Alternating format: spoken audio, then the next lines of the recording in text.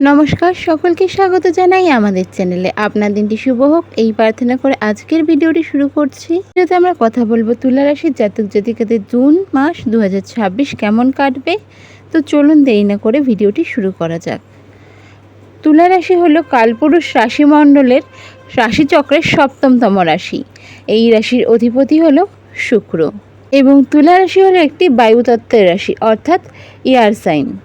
এই রাশি বায়ুতত্ত্বের হওয়ার কারণে কিন্তু এরা ভীষণ রকম সাধারণত চিন্তাশীল, সামাজিক, যোগাযোগপ্রিয় এবং ন্যায়পরায়ণ হয়ে থাকে। জুন মাসের গ্রহগত গোচরের ফলে তুলা রাশির কোন ঘরে কোন গ্রহের অবস্থান থাকছে চলুন প্রথমে সেটা দেখে নেওয়া যাক। জুন মাসে তুলা রাশির 5th হাউসে অর্থাৎ কুম্ভ রাশিতে থাকছে রাহু এবং সারা বছর কিন্তু প্রায় আপনার এই ঘরেই অবস্থান করছে, অর্থাৎ এই মাসে পুরোটাই কিন্তু থাকছে। আপনাদের 6th হাউসে থাকছে কে? মীন রাশিতে শনি মহারাজ। শনি মহারাজও সারা বছর ধরে কিন্তু এই ঘরেই থাকছে, অর্থাৎ আপনাদের এই ঘরে এই মাসে তো থাকছেই। আপনাদের 9th হাউসে থাকছে কে? আপনাদের 9th হাউসে 15ই জুন সূর্য আপনাদের 9th হাউসে প্রবেশ করছে, তার আগে আপনাদের 8th হাউসে থাকছে। এর ফলে কিন্তু আপনাদের অনেক ভাগ্যের উন্নতি ঘটবে আফটার 15th জুন। জুনের শুরু থেকে 22 পর্যন্ত বুধ আপনাদের এই 9th হাউসেই আবার থাকছে। আপনাদের 8th হাউসে কে থাকছে? 8th হাউসে 21শে জুন পর্যন্ত মঙ্গল থাকছে 7th হাউসে এবং 21শে জুন আপনাদের 8th হাউসে কিন্তু মঙ্গল চলে আসবে। 22শে জুন বুধ আপনাদের 10th হাউসে চলে আসবে। বৃহস্পতি 2nd জুন বৃহস্পতি হচ্ছে আপনাদের মিথুন রাশি থেকে কর্কট রাশিতে অর্থাৎ 10ম ঘরে প্রবেশ করছে। 8ই জুন কর্কট রাশিতে প্রবেশ করছে শুক্র, অর্থাৎ আপনাদের 10ম ঘরে। এর সাথে সাথে কিন্তু আপনাদের একাদশ ঘরে কে থাকছে? একাদশ ঘরে থাকছে আপনাদের কেতু। একাদশ ঘর হলো আয় ও লাভের ঘর। এখানে কেতুর অবস্থান সাধারণত আকস্মিক বা অপ্রত্যাশিত সূত্র থেকে আর্থিক লাভেরও সুযোগ দিয়ে থাকে।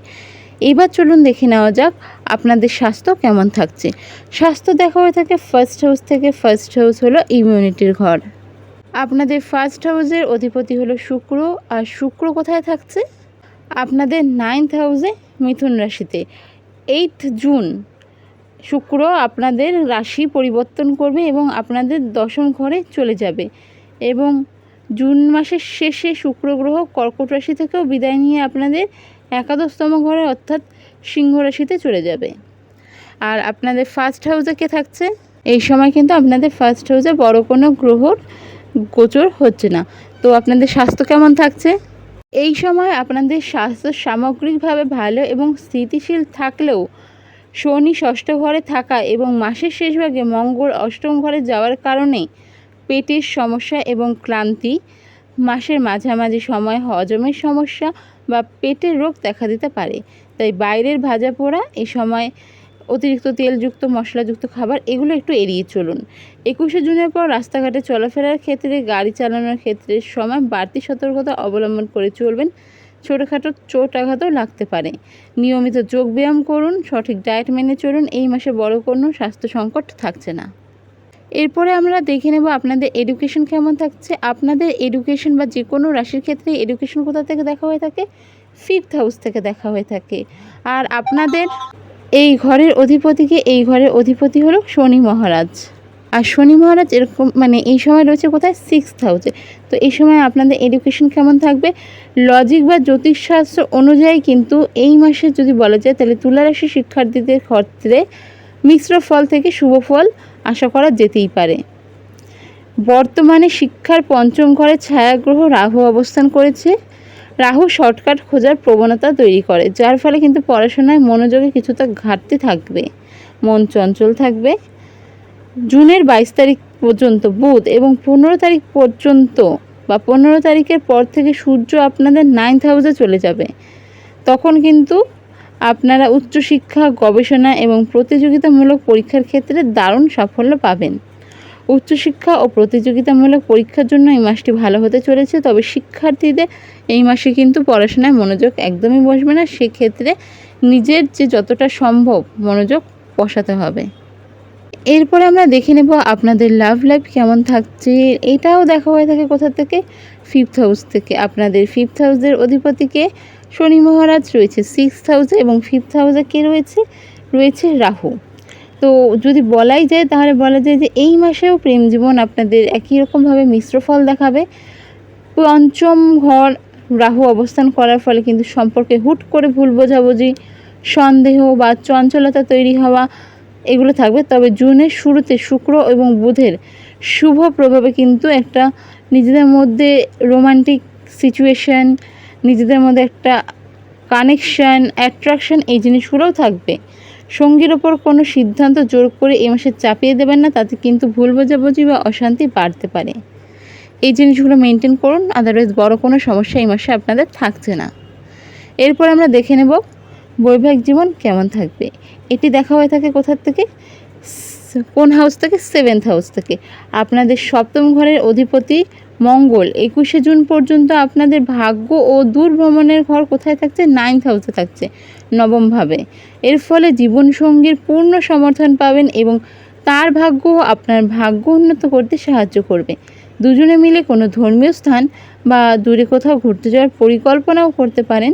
21শে জুনের পর মঙ্গল অষ্টম ঘরে প্রবেশ করায় কিন্তু আপনার যে পার্টনার রয়েছে তার মানে হেলথের প্রতি একটু আপনাকে নজর দিতে হবে। শরীর খারাপ হওয়া, একটু ক্লান্তি অনুভব করা, এই জিনিসগুলো তো তার থাকবেই। তার সাথে সাথে কিন্তু তার একটু রেগে যাওয়ার টেন্ডেন্সিটা থাকবে। তো এই জায়গাগুলো আপনাদের কিন্তু বুঝে কন্ট্রোল করতে হচ্ছে। আদারওয়াইজ আপনাদের বৈবাহিক জীবনের ক্ষেত্রেও কিন্তু বড় কোনো সমস্যা থাকছে না।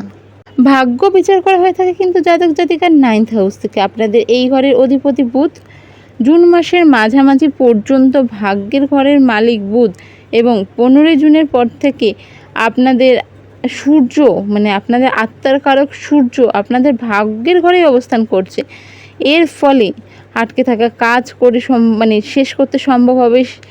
আপনারা দূরে ভ্রমণের সুযোগ পাবেন। ভাগ্যের জোরে ক্যারিয়ারে বড় কোনো ইতিবাচক পরিবর্তনও আসতে পারে বা সাফল্যও আসতে পারে। আধ্যাত্মিক কাজে কিন্তু এই সময় আপনাদের আগ্রহ বাড়তে চলেছে। তো বলা যেতেই পারে ভাগ্যের জন্য এই মাসটি আপনাদের জন্য যথেষ্ট ভালো, যথেষ্ট উজ্জ্বল এবং সহায় থাকবে। এবার দেখে নেব আপনাদের ক্যারিয়ার কেমন থাকছে, সরকারি চাকরি, বেসরকারি চাকরি, বাণিজ্য সব দিকই কেমন থাকছে। জাতক জাতিকার ক্যারিয়ার কোথার থেকে দেখা হয়ে থাকে? 10th হাউস থেকে। আর যদি বলা যায় তবে কিন্তু এই ঘরে আপনাদের বৃহস্পতি ও শুক্রের মতো দুটি অত্যন্ত শুভ গ্রহের জ্যোতি ঘটছে, অর্থাৎ ইয়তি ঘটছে, মিলন ঘটছে। তাই সামগ্রিকভাবে ক্যারিয়ারের জন্য এই মাসটি অত্যন্ত চমৎকার ও ফলদায়ক হবে। সরকারি চাকরি যারা করেন তাদের জন্য অত্যন্ত শুভ। 15 জুনের পর সূর্য আপনাদের ভাগ্যের ঘরে প্রবেশ করায় এবং 10ম ঘরে বৃহস্পতির শুভ প্রভাবে সরকারি চাকরির প্রার্থীদের নতুন নিয়োগ বা পরীক্ষার ফলে মানে পরীক্ষার ফলে কোথাও জয়েন করা বা ইন্টারভিউ থাকছে সেখানে সফল হওয়া, পদোন্নতি, যারা ট্রান্সফারের কথা ভাবছেন ট্রান্সফার, এই সব কিছুর সম্ভাবনা থাকছে। যারা বেসরকারি ক্ষেত্রে রয়েছেন জুনের শুরুতে শুক্র ও বৃহস্পতির যুগলবন্দির কারণে কর্মক্ষেত্রে আপনাদের মান সম্মান, কাজের প্রশংসা বাড়তে চলেছে। নতুন চাকরির সন্ধান পেতে চলেছেন, তারা ভালো কোনো অফার পেতে পারেন। তবে অফিসের রাজনীতি থেকে কিন্তু নিজেকে দূরে রাখতে হবে। ব্যবসার সাথে যারা যুক্ত রয়েছেন তাদের ক্ষেত্রেও কিন্তু লাভজনক এবং স্থিতিশীল থাকছে।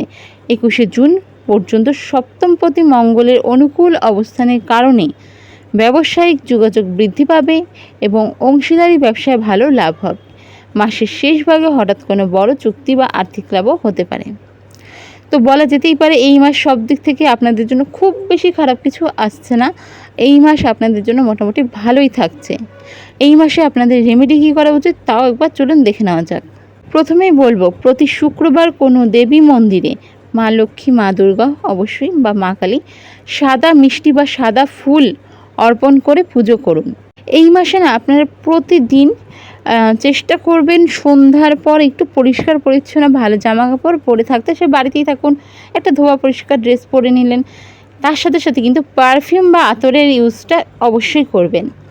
যেহেতু আপনার পঞ্চমপতি শনি, পঞ্চমে রাহু আছে, তো প্রত্যেক শনিবার, প্রত্যেক মঙ্গলবার হনুমান চালিসার পাঠ করুন। যদি সম্ভব হয় প্রত্যেক দিন করুন, ভীষণ রকম সাহায্য করবে আপনাদের। এই যে পড়াশোনায় যে মন বসছে না সেদিকটা, মানে এভরিথিং যে সমস্যা রয়েছেন সেখানে কিন্তু এই জিনিসটা খুব ভালো কাজ করবে। শনিবার দিন কোনো নিডি পার্সনকে আপনি সর্ষের তেল কালো তিল বা কালো কাপড় বা কালো ছাতা এই সময় দান করতে পারেন। বুধের ভালো ফল পাওয়ার জন্য প্রত্যেক বুধবার গণেশজিকে 11টা দুর্বা অর্পণ করুন। আর এদিন চেষ্টা করবেন সবুজ রঙের পোশাক পরিধান করতে। এর সাথে সাথে আরও একটি বিষয় আপনাদের বলে রাখছি, এই মাসে কোনো আর্থিক বিনিয়োগ, বড় শেয়ার বাজারে টাকা, এই জিনিসগুলো কিন্তু হঠাৎ করে নেবেন না। এই জিনিসটা মাথায় রাখবেন এবং রাহু পঞ্চমে থাকা হুট করে কোনো বড় সিদ্ধান্তও নেবেন না। ভিডিওটি যদি ভালো লেগে থাকে অবশ্যই সাবস্ক্রাইব, লাইক, শেয়ার করুন। দেখা হবে পরের ভিডিওতে। জয় শ্রীকৃষ্ণ, রাধে রাধে।